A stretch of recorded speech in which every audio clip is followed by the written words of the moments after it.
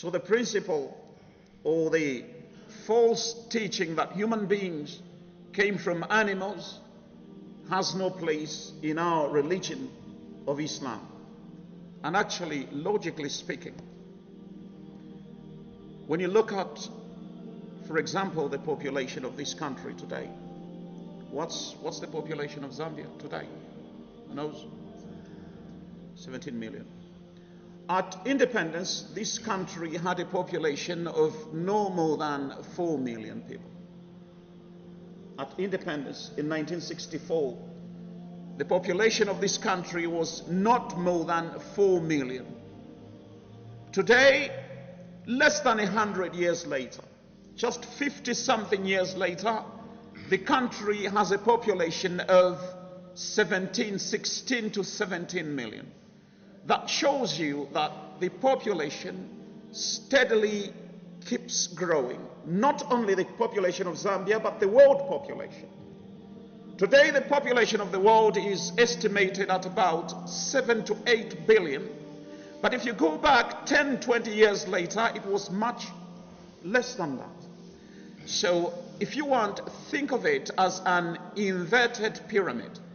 You know a pyramid? Pyramid, like those pyramids in Egypt. Papa, you know the pyramids in Egypt. You see how the pyramid is shaped? Have you seen the shape of the pyramid? The pyramid, as it goes up, it gets smaller and smaller and smaller. It's bigger at the base, right? And then it gets smaller and smaller until you reach the apex where it's smallest, right? Now try to think of that pyramid and turn it upside down.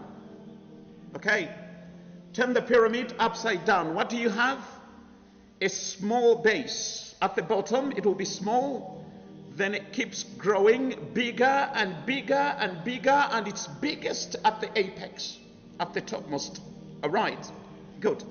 So think of the population of the world in those terms.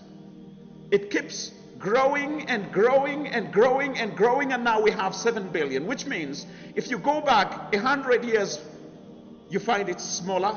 Another 100 years, smaller and smaller and smaller and smaller and smaller. Eventually, what do you have? Just 2 people. And eventually, 1 person. This is practical.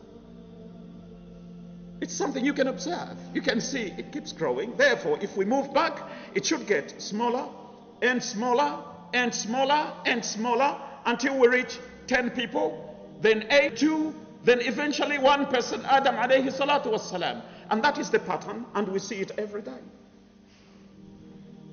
This is what we taught in the Quran, and logically that's what makes sense. But the theory of evolution, if you've observed any monkey in your area that ever changed and started looking more like a human being, share that experience with us.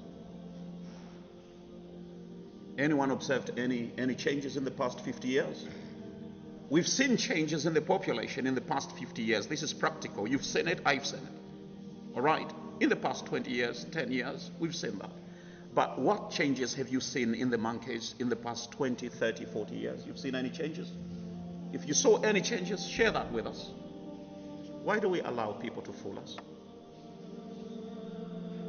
Why do we allow people to play with our minds? The truth is in front of us. We can see it with our own eyes. It's something we experience every time, yet we decide to close our eyes to the truth and follow falsehood. So we are human beings. We're respected in the sight of Allah subhanahu wa ta'ala.